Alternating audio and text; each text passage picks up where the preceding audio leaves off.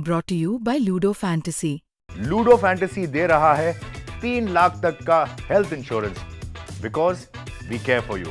Download Ludo Fantasy now. Kadi વિધાનસભાની પેટા ચૂંટણી માટે ભાજપ, કોંગ્રેસ અને આમ આદમી પાર્ટીના ઉમેદવાર જાહેર થઈ ચૂક્યા છે. તેથી હવે આ બેઠક પર ત્રિપાંખીયો જંગ ખેલાવાની શક્યતા છે. આમ આદમી પાર્ટીની વાત કરીએ તો આમ આદમી પાર્ટીએ સૌ પ્રથમ જ જગદીશ ચાવડાને પોતાના ઉમેદવાર જાહેર કરી ચૂક્યા છે. ત્યારે ભાજપ અને કોંગ્રેસના પણ ઉમેદવાર જાહેર થઈ ચૂક્યા છે.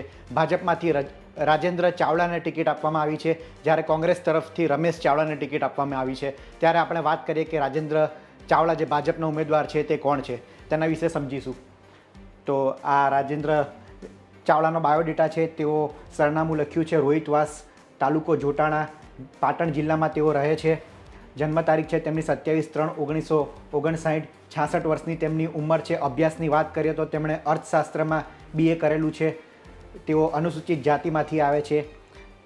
ત્યારબાદ તેમનો રાજકીય પ્રવેશની વાત કરીએ તો 1972ની વિધાનસભા ચૂંટણીમાં તેઓ જનસંઘના ઉમેદવાર રમેશભાઈ મોહનભાઈ પટેલ વકીલ આવ્યા તે સમયે જનસંઘમાં જોડાયા હતા અને 6 ડિસેમ્બર 1980થી ભાજપમાં સક્રિય સભ્ય તરીકે તેઓ જોડાયા હતા.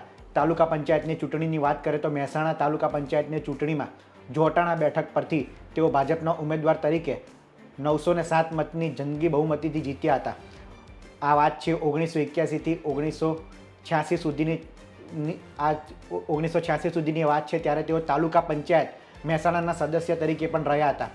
આ બાદ આંદોલનની વાત કરીએ તો આંદોલનમાં તેઓ 1981માં મોંઘવારી વિરુદ્ધના આંદોલનમાં 7 દિવસ સુધી તેમણે જેલવાસ પણ ભોગવ્યો છે. આ બાદ વધુ એક જેલવાસ પણ તેમણે ભોગવ્યો છે. 1983માં બેકારી નિવારણ આંદોલન વખતે સક્રિય રસ લઈ આંદોલનમાં તેમણે ભાગ લીધો હતો અને બીજા 3 દિવસ તેઓ જેલવાસમાં પસાર કર્યા હતા. આ દરમિયાન કેન્દ્રમાં ઇન્દિરા ગાંધીની સરકાર હતી. વિધાનસભાની ચૂંટણીની વાત કરીએ તો 1985માં તેઓ જોટાણા જે અનુસૂચિત જાતિની બેઠક છે તે વિધાનસભા બેઠક પરથી ભાજપના ઉમેદવાર તરીકે ચૂંટણી લડ્યા હતા, જેમાં કોંગ્રેસના ઉમેદવાર સામે 4312 મતથી તેમનો પરાજય થયો હતો. એટલે કે વિધાનસભાની તેઓ પ્રથમ ચૂંટણી લડ્યા હતા, પરંતુ તેમાં તેમનો પરાજય થયો હતો. આ બેઠકની ચૂંટણીની વાત કરીએ તો રાજેન્દ્ર ચાવડાને 18,134 મત મળ્યા હતા, જ્યારે કોંગ્રેસ ઉમેદવાર જાદવ માનસીભાઈ વીરાભાઈને 22,446 મત મળ્યા હતા. આ સમયે જનતા પક્ષ પણ ચૂંટણી લડતું હતું. જનતા પક્ષના ઉમેદવાર મકવાણા ઈશ્વરભાઈ ગણાભાઈને 4177 મત મળ્યા હતા. હવે વાત કરીએ ભારતીય જનતા પાર્ટીમાં તેમણે નિભાવેલી જવાબદારી, તો તેઓ પૂર્વ ડિરેક્ટર રહી ચૂક્યા છે ગુજરાત અનુસૂચિત જાતિ વિકાસ કોર્પોરેશન. આ જે ભાજપનું પદ છે તેમાં તેઓ પૂર્વ ડિરેક્ટર રહી ચૂક્યા છે. આ ઉપરાંત તેઓ મહેસાણા તાલુકા પંચાયતમાં અનુસૂચિત મોરચાના અધ્યક્ષ રહી ચૂક્યા છે, કારોબારી સભ્ય રહી ચૂક્યા છે, મહામંત્રી રહી ચૂક્યા છે. આ બધી જવાબદારી તેમણે મહેસાણામાં નિભાવી હતી.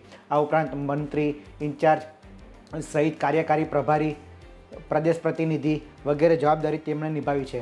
આગળ વાત કરીએ તો તેઓ કારોબારી સભ્ય પણ રહી ચૂક્યા છે ગુજરાત પ્રદેશ અનુસૂચિત મોરચાનો વર્ષ 2007થી લઈને 2009 સુધી. આ ઉપરાંત તેમણે પ્રદેશમાં અને જોટાણામાં ઇન્ચાર્જ તરીકેની અને પ્રભારી તરીકેની જવાબદારી પણ સ્વીકારી છે. હવે વાત કરીએ સરકારી જિલ્લામાં તેમની નિભાવેલી જવાબદારીની, તો મહેસાણા તાલુકા પંચાયત સામાજિક ન્યાય સમિતિના તેઓ અધ્યક્ષ રહી ચૂક્યા છે વર્ષ 1981થી 1986 સુધી. આ ઉપરાંત તેઓ મહેસાણા જિલ્લા નાગરિક પુરવઠા અને ગ્રાહક સુરક્ષા સલાહકાર સમિતિના તેઓ સભ્ય રહી ચૂક્યા છે. આ ઉપરાંત જિલ્લા પંચાયત સામાજિક ન્યાય સમિતિના તેઓ સભ્ય રહી ચૂક્યા છે. આ ઉપરાંત સહકારી ક્ષેત્રની હવે વાત કરીએ તો તેઓ બ્રહ્માણી કન્ઝ્યુમર સહકારી મંડળી જે જોટાણામાં આવેલી છે તેના પ્રમુખ રહી ચૂક્યા છે. આ ઉપરાંત બીજી પણ 2 સહકારી મંડળી છે તેમના તેઓ પ્રમુખ તરીકેની જવાબદારી સ્વીકારી ચૂક્યા છે. આ ઉપરાંત સામાજિક સેવાઓ પણ તેમણે કરેલી છે. સામાજિક ક્ષેત્રની વાત કરીએ તો પોતાના સમાજ ગોળ રોહિત સમાજના તેઓ આગેવાન રહી ચૂક્યા છે. 42 ગામ ગોળ રોહિત સમાજના આગેવાન રહી ચૂક્યા છે. આ ઉપરાંત 282 ગોળ રોહિત સમાજના તેઓ આગેવાન પણ રહી ચૂક્યા છે. આ ઉપરાંત હવે ધર્મની વાત કરીએ તો શ્રીરામ જન્મભૂમિ મંદિર નિર્માણ જે ભાજપનો મુખ્ય સંકલ્પ હતો તેમાં તેઓ શ્રીરામ જન્મભૂમિ મંદિર નિર્માણ નિધિ સમર્પણ અભિયાન જોટાણા જ્યાંથી તેઓ આવે છે ત્યાંના તેઓ 66 ગામના અભિયાન પ્રમુખ તારીખ 15/1/2021થી 28/2/2021 સુધી તેઓ આ અભિયાનના પ્રમુખ પણ રહી ચૂક્યા છે. તો આ હતા રાજેન્દ્ર ચાવડા, જેઓ ભાજપના કડી બેઠકના ઉમેદવાર છે. આ બેઠક પર અનુસૂચિત જાતિની અનામત બેઠક છે. ભાજપ અને કોંગ્રેસ વચ્ચે સીધી ટક્કર છે. આ ઉપરાંત આમ આદમી પાર્ટીએ પણ મજબૂત ઉમેદવાર ઊભા રાખ્યા છે.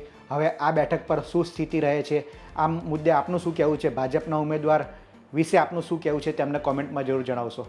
આ રિપોર્ટમાં હાલ આટલું જ. ધન્યવાદ.